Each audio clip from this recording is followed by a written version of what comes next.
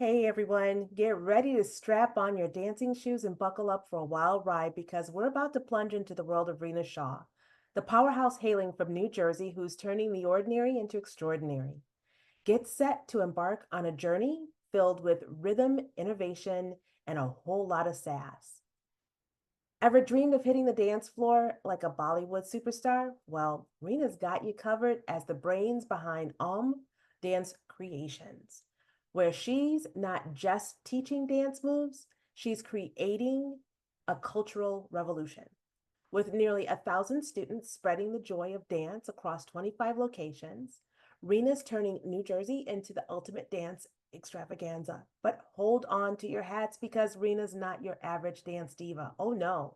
She's also a tech savvy trailblazer on a mission to shake up the dating scene with her own spicy twist. Enrolled in a female founders accelerator, she's cooking up a sizzling hot dating app startup ready to flip the script and on modern romance. And guess what? This dynamo recently said I do last July, which is in 2023, proving that love and ambition make the ultimate power couple. But that's not all. Rina is also one of the women who was chosen to be on the cover of the special feature of the Possible Woman magazine, HERstory Unveiled, celebrating leading women. So get ready to groove to the beat of Rina's unstoppable journey where dance, tech, and love collide in the most spectacular way possible. This is the Possible Woman podcast, and trust me, you won't want to miss a single step. Let's dive in and discover the magic of Rina's extraordinary adventure together. Welcome to the Possible Woman podcast, where we empower female entrepreneurs to make their dreams a reality. I'm your host, Sharon Ringer, and you're in the right place if you're ready to break free from the hustle, gain clarity, and find true success in both your business and life. Tired of feeling stuck and overwhelmed by endless advice? I've been there too. After years of trying to figure it out, I realized I needed to get crystal clear on my vision. Now I'm here to help you do the same. Without goals, you don't have direction, and without direction, you won't get to where you want to go. There's a strategy behind setting goals, and once they're set, you'll feel empowered to take action and make real progress. We'll have real conversations with inspiring women sharing strategies and success stories to help you gain clarity, confidence, and overcome self-doubt. So let's get started. It's time to unleash your inner possible woman and make those big dreams happen. So welcome, Rina. It's so wonderful to have you here today. I'm so excited that you're here and cannot wait to start just having a conversation. Thank you so much for having me. I'm so excited. Yes, so let's just dive right in. Okay. So can you share a bit about your journey leading up to being chosen for, the HERstory Unveiled? Yes, absolutely. So I'll just give you a little bit of background. I was born and raised in New Jersey. My parents actually came from India to the United States in 1977. I'm of South Asian Indian background, and dance has always been something I've been very passionate about. I started my first dance class on my fifth birthday because that's when they would take you, is at age 5. So that's all I wanted for my fifth birthday. And I went into that Indian classical dance class, and it kind of became this space for me that I loved being in every week. Um, I learned Indian classical dance for years. I graduated. They call it an Arangetram, which is a graduation of this classical dance form of Bharatanatyam. And I that was when I was 14. I continued dancing all throughout. I was also taking ballet, tap, and jazz lessons at a local dance studio. So I kind of danced, like immersed myself in this world of dance and music. And then I went off to Boston University. And while I was there, I co founded Boston University's first ever South Asian Indian dance team. And that was back in 2002, where the Indian dance scene in the collegiate world wasn't as big. So now it's kind of next level. I mean, they have competitions all throughout the country, and every almost every university has an Indian dance team. So that's what I did. And then, I came back to New Jersey in 2004. And very soon after, I started teaching dance. And then in 2011, I opened my own dance school, and I'm in the process of completing our 13th year. And I have students ranging from age 4 all the way through adults. And, while teaching Bollywood dance and Indian classical dance is very important to me, what I really love is connecting with the kids and the families and creating a very nice, like, family environment at our dance studio. Um, for 10 years, I was teaching 7 days a week. And just recently, I've kind of shifted to not teaching 7 days a week. So it's been like, a very long journey. I have a lot of teachers on staff now to make it a bit easier. But I'm still very much involved to the day to day. And I'm in the studio and meeting parents and talking to students and really try to cultivate that family like atmosphere at AUM Dance Creations. Nice, nice. And you bucked the trend. You went to 4. Yes.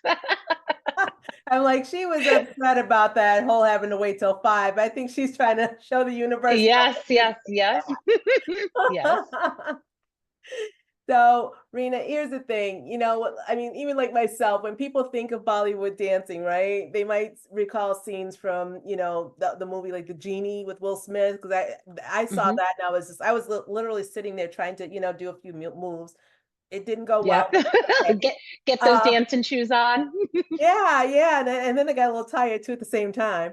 But or other colorful, energetic performances that we see. So it's like, but I have a feeling that your work at Dance Creations is about more than just the dance steps, and you kind of alluded to family a moment ago. So can you share with us, like, how your approach to Bollywood dance, because you mentioned hip hop too when I first talked to you, goes Mhm. beyond entertainment and actually innovates with like what like within the cultural landscape. Yeah, absolutely. So, Bollywood is the film city of Bombay, where all Hindi movies kind of originate from, and that's where all the production houses are.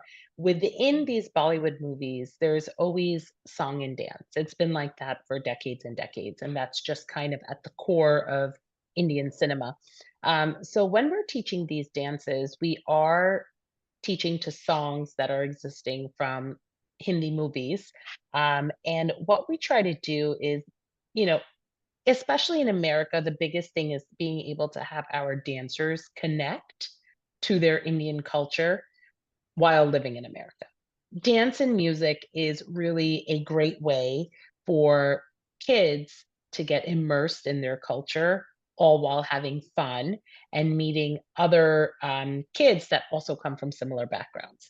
And so we use music and dance to kind of teach them a lot about their culture and traditions, because these Hindi/Bollywood movies are always pulling music and song for storylines for their movies.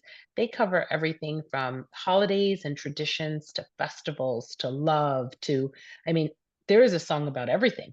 So it's great for us to kind of keep our culture alive in the next generation because they can Mhm. connect to the music, they can learn the meaning. Now, in Indian classical dance as well as Bollywood dance, there's a lot of specific hand movements, and these mudras, which is what hand movements are, they are telling a story. So, the whole premise is using dance to tell a story. And so that is what we really try to connect. I mean, we do translations. Not every child of Indian descent in America speaks the language. So, we make sure that we're letting them know exactly what we're trying to share in the storyline and evoke that emotion, and kind of keep them connected that way. And, kids say it all the time, like the friendships and the bonds that they make Oh. through these dance classes and at home, like they're lifelong friends. I have students that start with me at age 5 and they make friendships, and now I see them as bridesmaids at each other's weddings. And it's Oh. amazing because when I started in 2011, my dancers that were like 16 are now 29, and some of them have gotten married or had babies or are getting married, and it's so nice to see how, like, their bridesmaids and some of the people they're closest to are still from the dance classes that they joined with me and have continued to be a part of. Wow.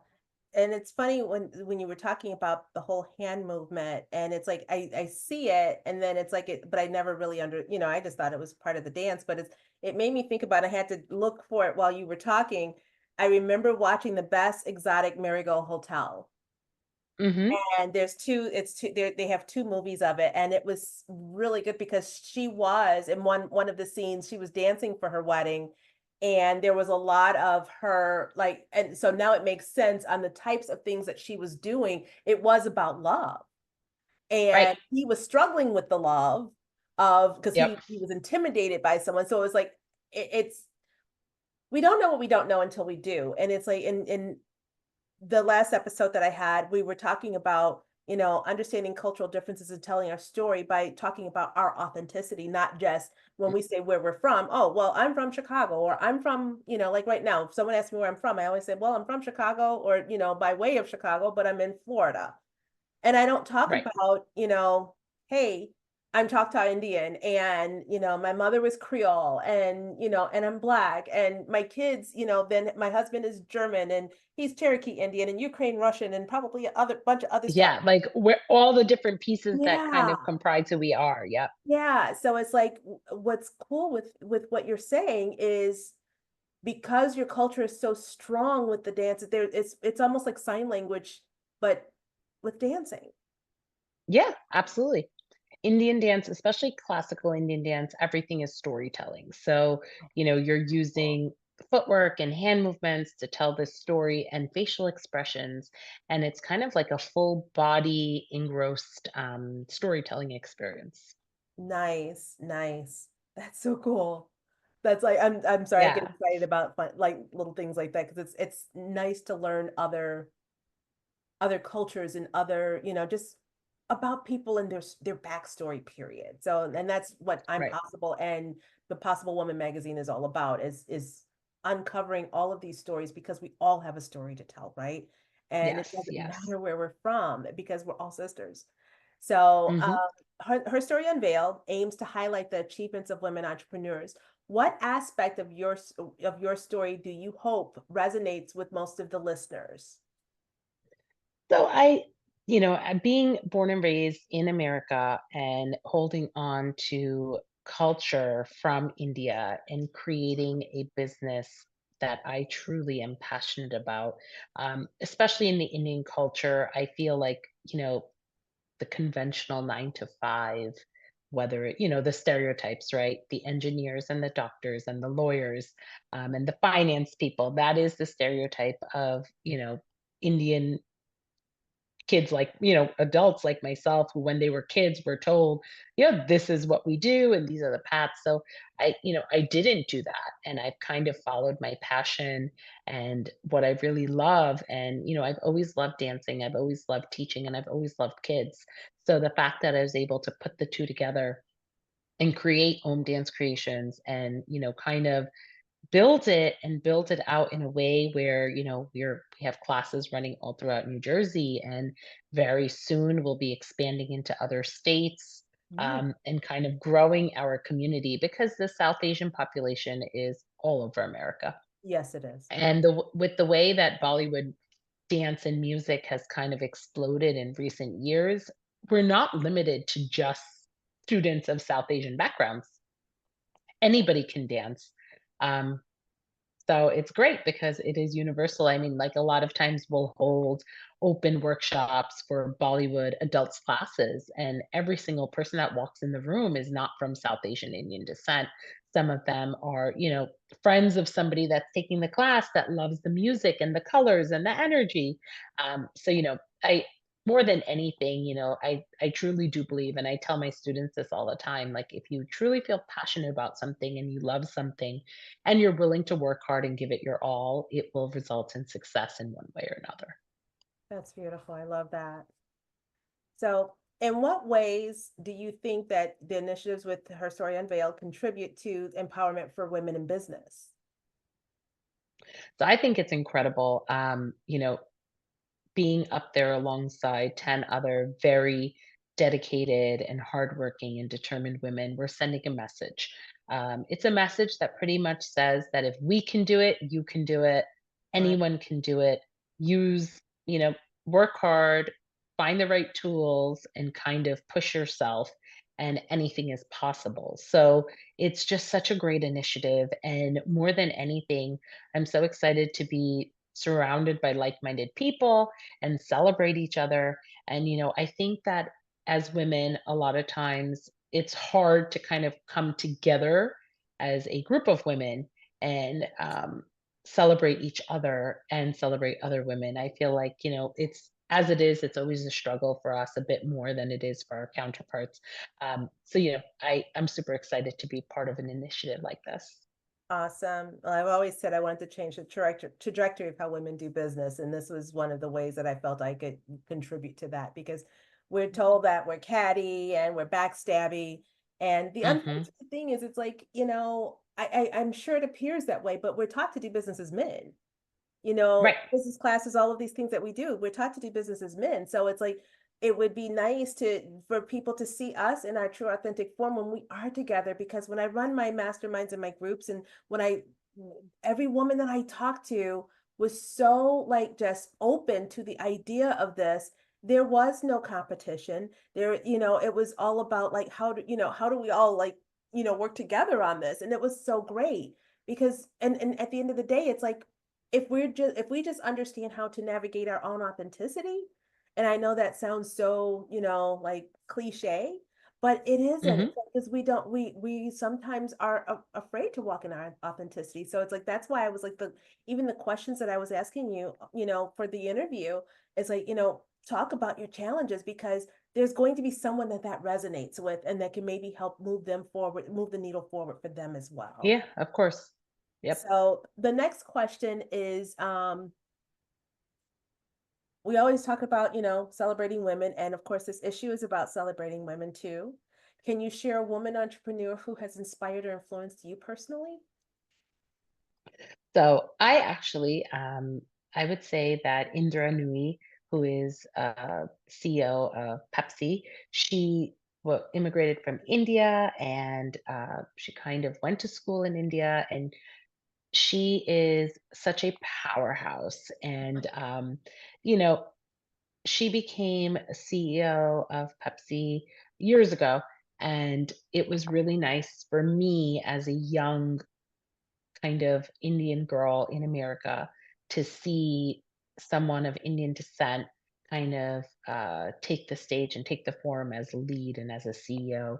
It was just really inspiring. And then, of course, since then, there's been, so many other South Asians that I've seen, like even, our current VP, Kamala Harris, has some Indian background in her, which is was incredible because we're yet to see someone of Indian descent and a woman in government at such a high level. Right. So I know that was something that we very much celebrated as a community.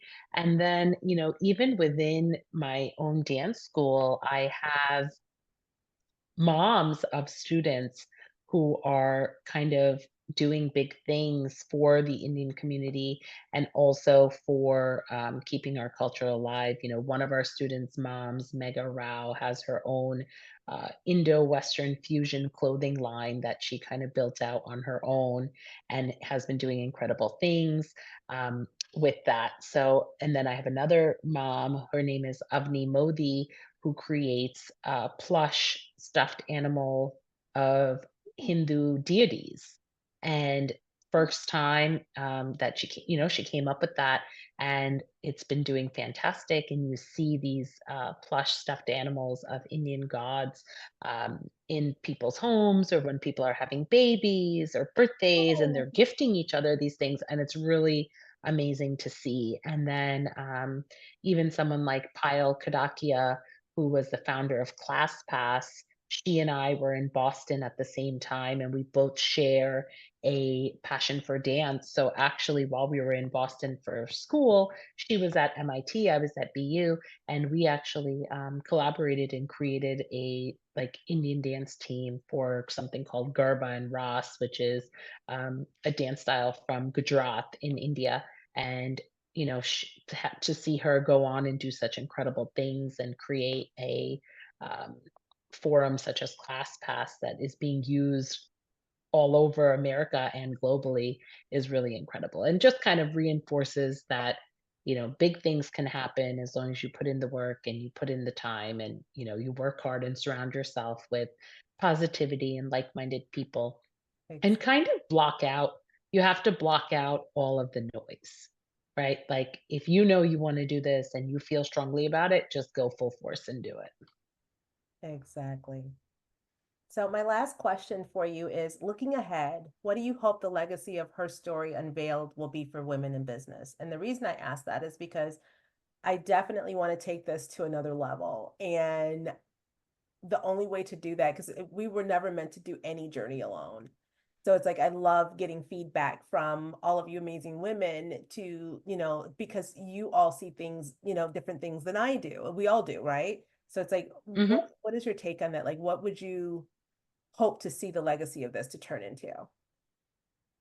So I would love to see a different group of women, 10 women, 11 women, whatever it may be celebrated every year, and continue to do something on International Women's Day. Maybe even do it to a place where like prior women can nominate other women or kind of do something like that where people are being nominated and they're kind of winning quote unquote a spot at this platform and even doing like maybe more media coverage and things like that just because I think the celebration of women shouldn't be limited to 1 month.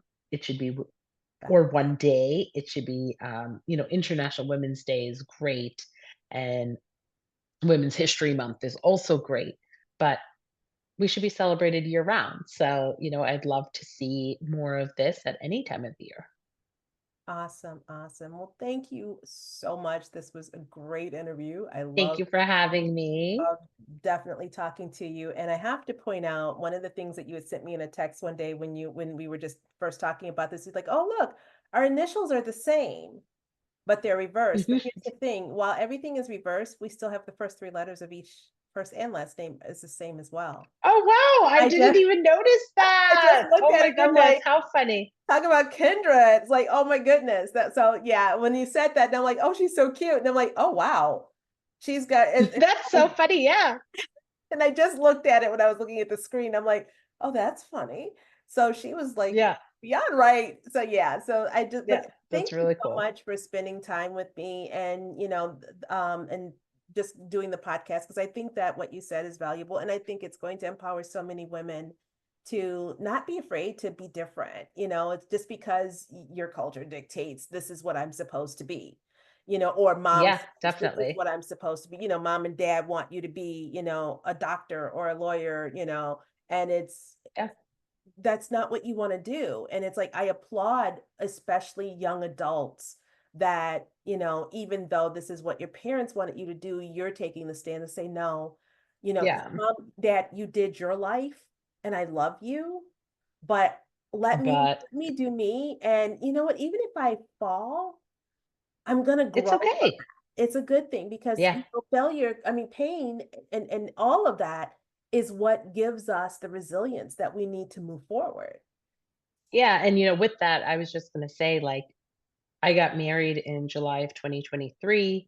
And, while I was building this dance school and all things dance, and like I said, I was teaching 7 days a week, I didn't have much time to focus on myself or my personal life.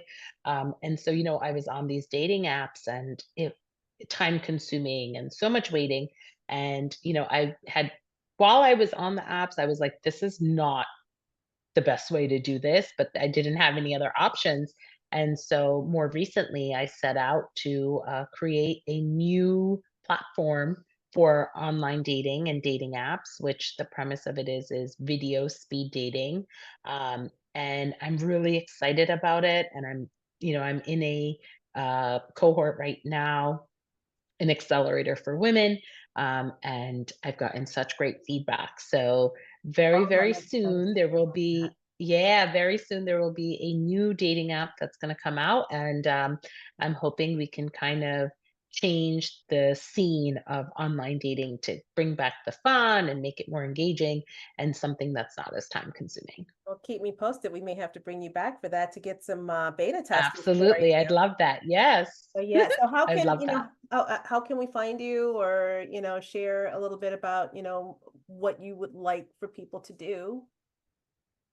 Yeah, so I I always like to find great opportunities for my dancers.